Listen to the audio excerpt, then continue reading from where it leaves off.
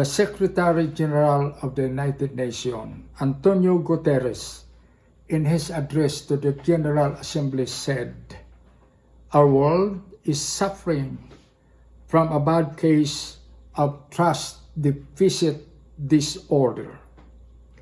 3 years after, on the 75th anniversary of the United Nations, he said, "Rebuilding trust is central to the future of the United Nations."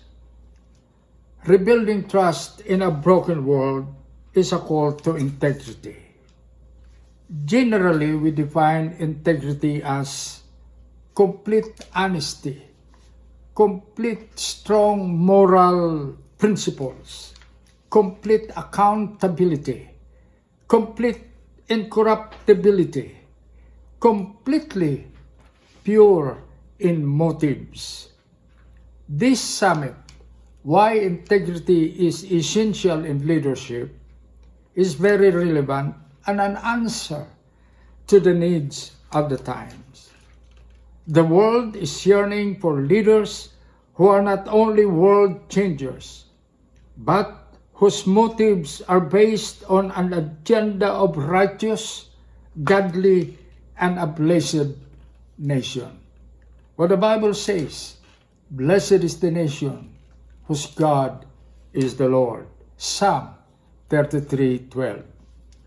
While it is true that ultimately it is God who brings real blessings, prosperity, peace, and the fulfilling of our dreams and aspirations for a better tomorrow, but He also uses people to accomplish them. God has given us responsibility in raising up leaders who clearly understood the signs of the times and they know what to do.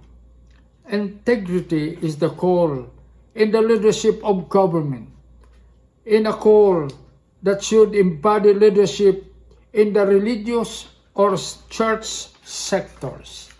Integrity is a pillar that shall activate powerful leadership of truth, honesty, and accountability, without which leadership shall be in vain and the people suffers. Proverbs 14:34 says, "Righteousness exalts a nation, but sin is a reproach to any people." Dr. Billy Graham said, "Integrity as a moral value means that a person is the same on the outside as he is in the inside. There are no discrepancies between what he says and what he acts, between his talk and his walk." Nelson Mandela said, "The first thing is to be honest with yourself. You can never have an imprint on society if you have not changed yourself." Great peacemakers are people of integrity, honesty, and humility. The Bible says of David's leadership, "And David shepherded them with integrity of heart and with skill and ability."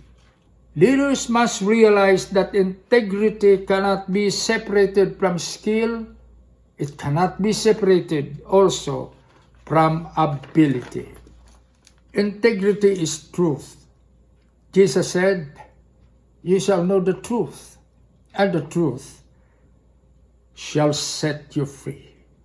I pray and I believe that this summit will raise up champions of integrity that can be emulated by the next generations, that can build a nation, church, organizations, governance, that shall be a beacon of great testimony that indeed, blessed is the nation whose God is the Lord. God bless you all. Congratulations.